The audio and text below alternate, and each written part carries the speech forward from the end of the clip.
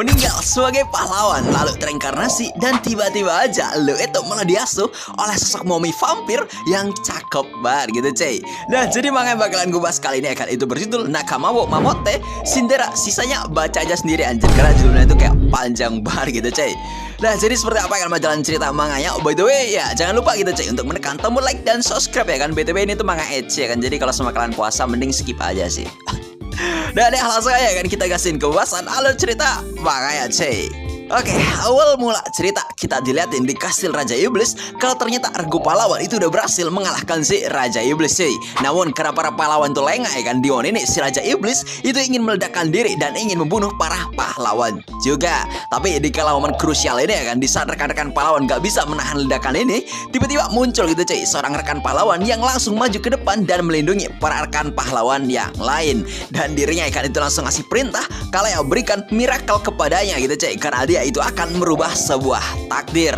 Dan di sini gara-gara ulah dari pemuda ini, dirinya itu malah dikenal gitu cuy, dan orang-orang itu mulai memujinya dan memberikan julukan kepadanya kalau sosok rekan pahlawan yang pemberani ini itu bernama Toa sang keajaiban, karena hanya dia aja yang ingin menunjukkan kalau ya dirinya itu bisa melindungi teman-temannya. Nah di pagi hari pada saat Raja Iblis sudah berhasil dikalahkan, si Toa terbangun dari pingsannya sembari dia itu disambut oleh rekan-rekannya yang berada di sampingnya cuy. Di sini si Toa bersyukur banget teman-temannya itu selamat tanpa luka sedikit pun. Meskipun ya dia tuh kayak merasa lega ya kan, tapi ya inilah akhir bagi si Toa, karena si Toa itu sedang berada di akhir hayatnya sendiri. Menurutnya ya kan tempat mati ini adalah tempat paling terburuk ya kan, karena dikelilingi oleh tangisan dari teman-temannya. Di sini si pahlawan dan semua rekan-rekannya si Toa sangat bersedih gitu cuy, dan kagak mau si Toa meninggal begitu aja. Nah ya kata Toa, dia itu sebenarnya sudah pernah mati satu kali, dan berkat reinkarnasi ini dirinya tuh kayak memiliki kekuatan aneh yang disebut menciptakan sebuah keajaiban. Ya di sini kata dia ya kan, skill ini tuh gak ada keren-kerennya itu cuy. Sampai pada akhirnya di kala tangan Toa itu kayak terangkat, pada akhirnya itu cuy si Toa itu pergi meninggalkan rekan-rekannya. Ya semua orang di sini tuh sangat bersedih banget gitu cuy akan hal ini. Meskipun ya sebenarnya karena skill mengubah takdir ini ya kan, itu kayak ngebuat si Toa jadi harus membayar gitu cuy. Kalau semuanya bayaran atas berubah takdir ini itu ya bebannya kepada dirinya dia sendiri. Tahu ya meskipun udah begitu kata si Toa, dirinya tuh kayak masih bersyukur karena dirinya itu berhasil menyelamatkan teman-temannya. Ya meskipun di sini pada akhirnya si Toa itu malah sekarat gitu cuy. Nah di sini kan teman-temannya itu sangat tidak rela gitu cuy. Bahkan ya sosok rekan elfnya dia yang bernama Selen itu ingin menjual jiwanya untuk menyeret paksa si Toa dari nerakanya dia agar dia itu kayak tetap kembali hidup. Dan rekan pahlawan yang lain yang bernama Lilis itu akan selalu mengingat keberadaan si Toa, mau itu dalam mimpi ataupun hanya dalam sebuah ilusi semata. Hingga pada akhirnya si Toa itu beneran meninggal cuy.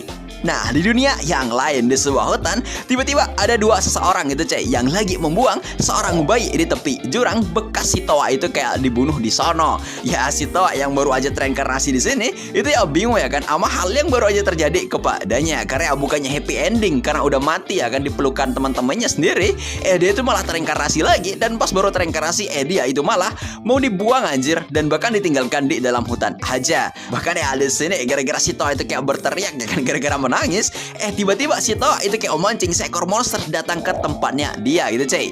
Ya niatan si Toa dia tuh bakalan mengalahkan monster ini menggunakan kekuatan miracle miliknya. Namun sayangnya ya kekuatan dia itu nggak aktif cuy. Dan saat dirinya berpikir jika tamat sudah riwayatnya dia, tiba-tiba si Toa mengingat para rekan-rekannya cuy. Dan saat dia tuh kayak berteriak minta tolong, tiba-tiba muncul seseorang yang terbang di hadapan dia. Dan kita ditunjukin sama sosok Momi yang malah mengalahkan para monster yang akan menyerang si Toa gitu cuy.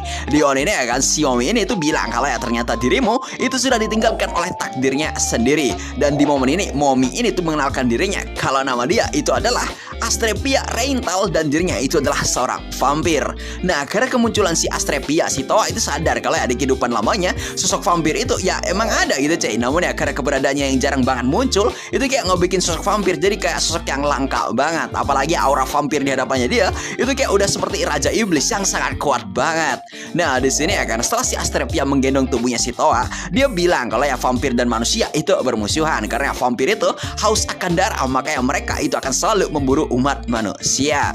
Ya karena Dion ini ya kan, ini tuh kayak sangkaan si Toa ya kan, ini tuh bakalan jadi momen buruknya dia gitu cuy, karena dia itu bakalan dibunuh dan dijatuhkan dari atas jurang. Nah ini pada saat si Astrepia bilang kalau ya keberadaan bayi ini terasa seperti sebuah dosa baginya, si Astrepia itu malah membawanya pergi gitu cuy, karena menurutnya bayi ini itu sangat imut banget. Ya si Astrepia bilang kalau ya sampai bayi ini tuh kayak bisa mandiri, dirinya itu akan merawatnya gitu cuy. Meskipun ya si Astrepia sendiri bingung bayi ini itu bakalan dianggap sebagai hewan ternaknya dia atau gimana, karena ya dari dalam hatinya dia itu kayak pengen banget ya kan membesarkan bayi ini dengan sebuah kasih sayangnya dia gitu cuy.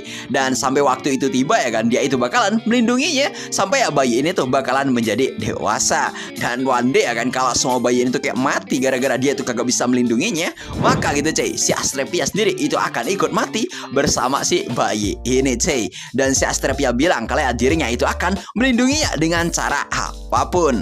Ya karena ucapan ini akan itu kayak ngebikin si Toa mengingat ucapan dirinya sendiri kalau ya apapun hal itu ya nggak masalah asalkan dia itu bisa melindungi teman-temannya. Apalagi di satu sisi si Astrepia juga berusaha gitu cuy, ingin melindungi si Toa cuy. Makanya ini tuh kayak ngebuat si Toa jadi kayak merasa bersedih.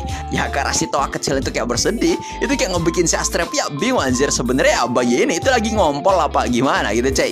Mana ya pada saat si Toa itu nangis, si Toa itu tanpa sadar malah manggil si Astrepia dengan panggilan mama anjir. Dan ini tuh kayak ngebuat si Astrepia jadi kayak pengen banget menjadi mama dari bayi ini cuy. Nah saat udah sampai di rumahnya si Astrepia, si Toa dikasih tahu gitu cuy sama si Astrepia kalau ya dirinya itu gak akan memakan si Toa gitu cuy, karena dia itu udah dapat pasokan darah dari pasar gelap. Dan menurutnya memangsa anak sendiri itu bakalan membuatnya menjadi sosok yang lebih rendah lagi, makanya dia tuh kayak kagak mau gitu cuy. Dan dirinya itu juga gak mau ikut-ikutan konflik antara perang manusia dan juga ras vampir.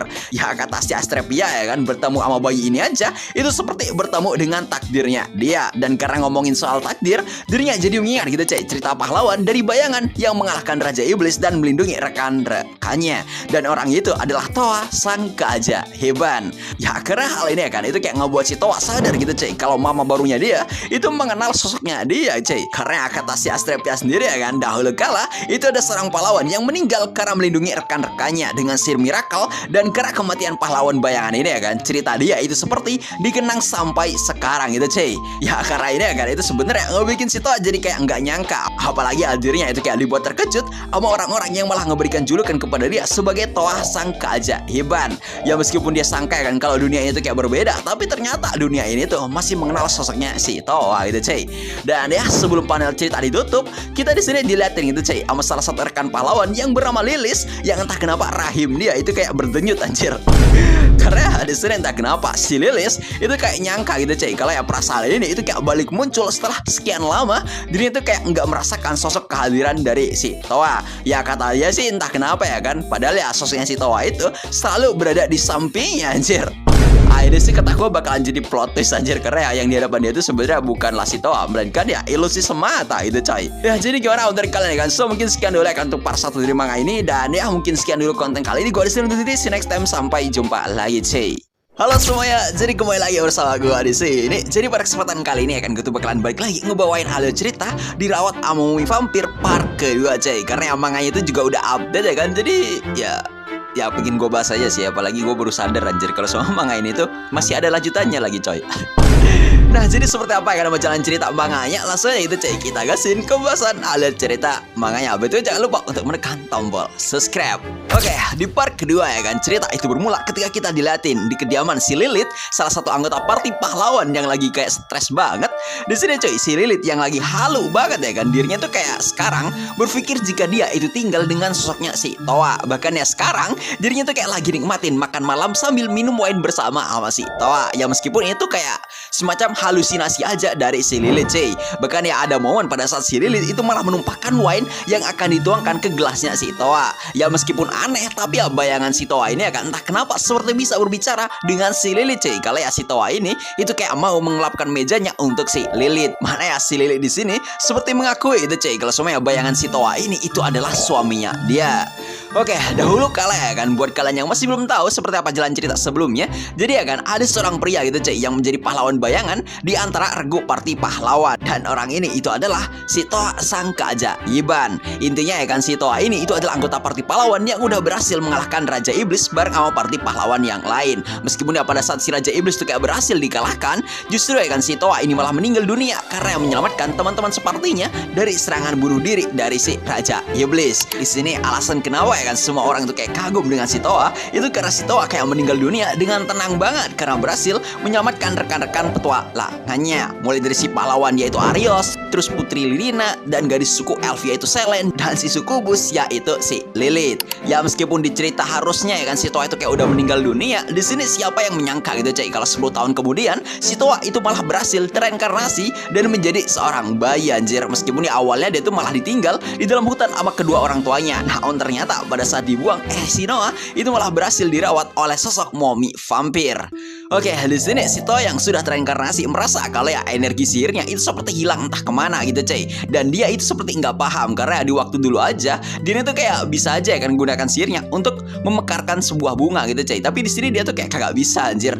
Ya di sini pada saat diberi susu ya kan sama si Astrepia jelas gitu cuy. Ini kayak ngebuat si Toa jadi kayak bahagia banget, meskipun ya kata dia ini tuh kayak merepotkan bagi si Astrepia. Tapi kata Astrepia ya dia tuh sebenarnya ingin banget gitu cuy ngasih asinya dia buat si Toa gitu cuy. Tapi dia tuh ya kagak bisa anjir karena dia itu belum menikah juga gitu cuy. Karena di sini kata dia hidupnya dia itu kayak agak terlalu deket-deket banget sama sosok laki-laki, dan andai ya kan ada pria yang mau mendekatinya pasti cuman manfaatin dirinya aja, dan malah ngebuat si Astrepia merasa muak banget dengan kehadiran para pria itu cuy. Astrepia ya di sini bilang kalau dia itu kayak hampir kagak pernah kencan sama sosok pria yang karena ini tuh kayak jelas ngebikin dia masih perawan gitu cuy. Ya mendengar hal ini jelas si Toa itu kayak panik banget karena ini adalah pembicaraan yang gak seharusnya dia dengar. Apalagi ya jelas ya kan dalam tubuhnya dia itu sebenarnya terdapat jiwa seorang laki-laki berusia 18 tahun. Makanya kata Toa ya kan andai dirinya itu ketahuan pasti dia itu bakalan mampus oleh si Astrepia cuy.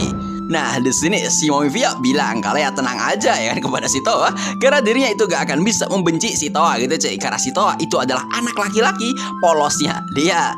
Ya di sini gara-gara ucapan dari si Astrepia itu kayak ngebikin si Toa refleks berekspresi senang cuy. Tapi entah kenapa ya kan tiba-tiba raut wajah si Astrepia itu malah berubah menjadi jengkel gitu cuy, yang malah ngebuat si Toa jadi kayak ketakutan aja karena takut berbuat sebuah kesalahan. Sampai tiba-tiba muncul gitu cuy sebuah ledakan yang langsung memotong rumah si Astrepia menjadi dua bagian, yang ternyata ya kan sumber ledakan ini itu berasal dari vampir lain yang mau menjemput si Astrepia dan menjadikan si Astrepia sebagai seorang wanita ya cuy. Ya di sini karena melihat si Toa vampir itu kayak pengen makan si Toa juga gitu cuy, dan pengen si Astrepia menyerahkan si Toa kepadanya, sampai ngebuat si Toa jadi ketakutan banget dan malah meluk si Astrepia. Ya karena ini jelas ya kan ngebuat si Astrepia marah banget gitu cuy kepada vampir ini, dan gara-gara ini ya kan itu ngebuat si Astrepia jadi bilang kalau jika berani menyentuh anaknya ya kan dirinya itu bakalan segera menghabisi nyawa cowok ini cuy. Ya kata cowok ini ya kan yang bernama Nettle, dirinya tuh bilang kalau ya hewan ternak itu mana mungkin bisa dijadiin sebuah keluarga. Ya di sini si Nettle bilang kalau ya dulu si Astrepia itu kayak disanjung banget karena dia itu adalah calon kandidat ratu vampir selanjutnya. Namun ternyata dirinya itu udah berubah, dan cowok ini tuh kayak menyuruh si Astrepia ya kan buat segera membunuh bayi itu. Namun ya di sini si Astrepia itu kayak kagak mau cuy, dan bilang kalau si Nettle itu cuman iri aja kepada anak ini yang mendapatkan kasih sayang dari si Astrepia. Ya gara ini tuh kayak langsung ngebuat si Nettle jadi marah banget gitu cuy. Mana si Astrepia bilang kalau dirinya itu sebenarnya udah muak banget dengan si Nettle sejak 100 tahun yang lalu.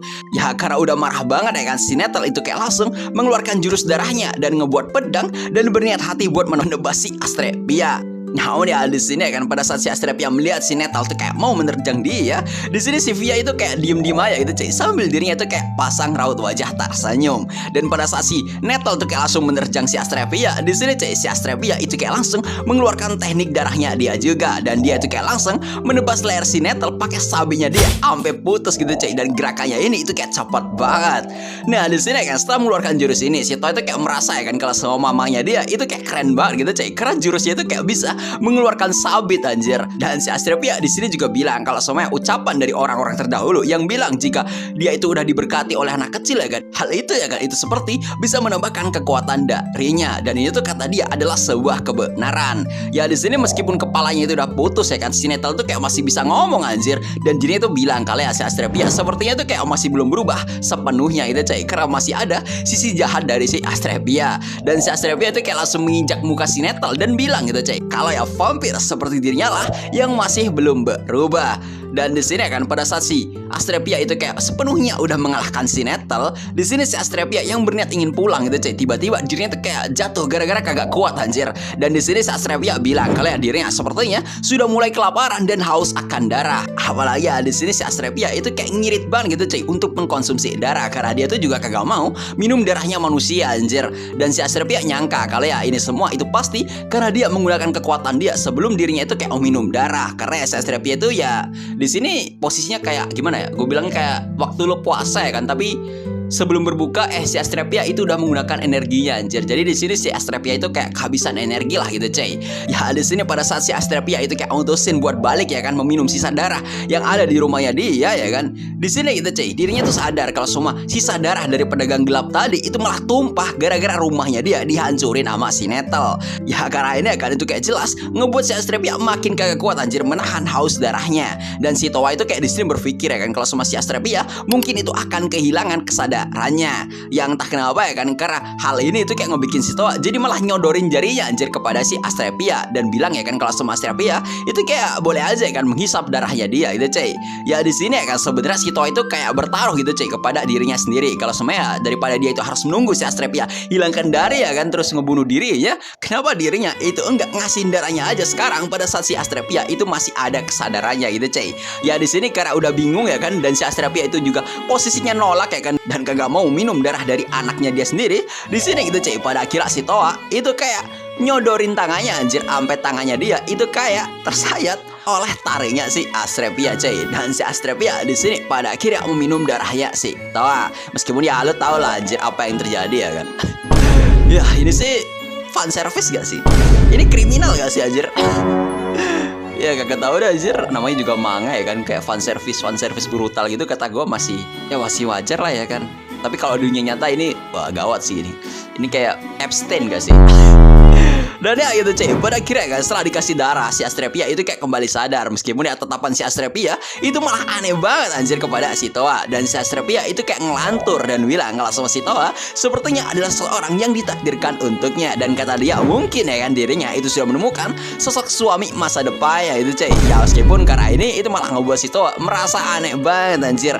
Dan mereka berdua pada akhirnya pulang dan benerin rumahnya dia yang dirusakin sama si Netel. Nah jadi gimana menurut kalian kan mengenai part kedua dari cerita manga ini? Kata gue sih masih bagus ya kan, cuman plot ceritanya masih terlalu lambat banget anjir. So mungkin sekian dulu ya kan buat konten kali ini. Gue see you next time, sampai jumpa lagi cuy.